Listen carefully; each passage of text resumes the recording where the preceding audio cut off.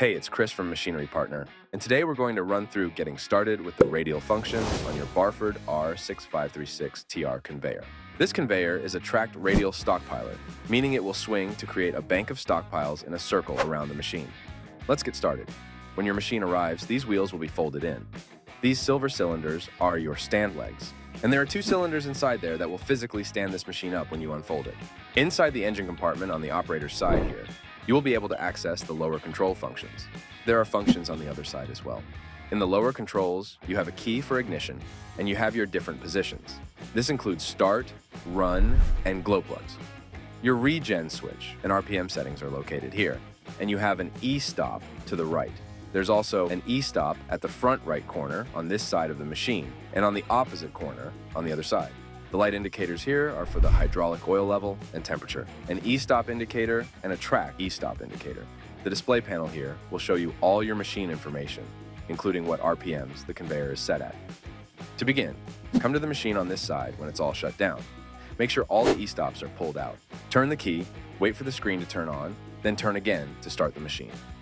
For more detail on the startup procedure, please check out the video linked below. Once the machine is started, you'll be ready to set up the radial function. Inside the engine compartment on the operator's side, towards the front, you will have 4 levers. 3 levers for radial setup and function, and 1 for function select. On the opposite side, there are 2 levers. 1 is for unfolding the conveyor sections, and 1 is for raising the height of discharge.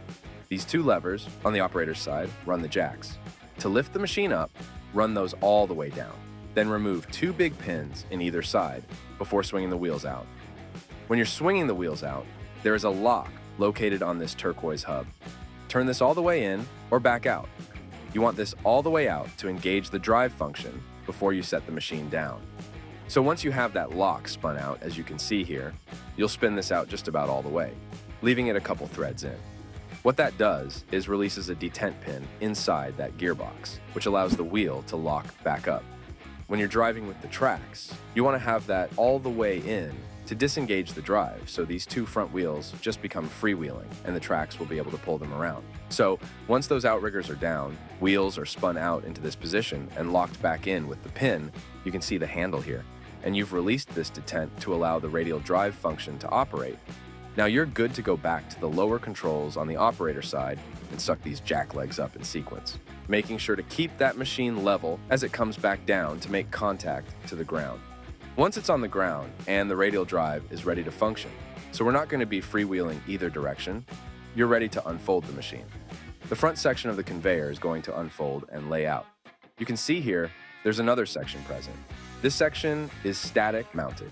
There's another pin present, and there's a large bolt that will go through on each side to lock it in and prevent this section from moving.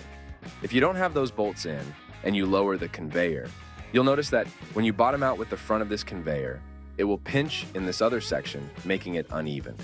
Once the conveyor is fully lowered, you want to keep an eye on the conveyor belt to make sure it's centered and laying where it needs to go. Now you're ready to operate. There's nothing else you need to do. Think your operation could benefit from a radial conveyor? Still got questions? Let us know in the comments below or call us to talk to an expert. And if you found this information useful, hit that like button and subscribe to our channel for more industry insights. See you next time.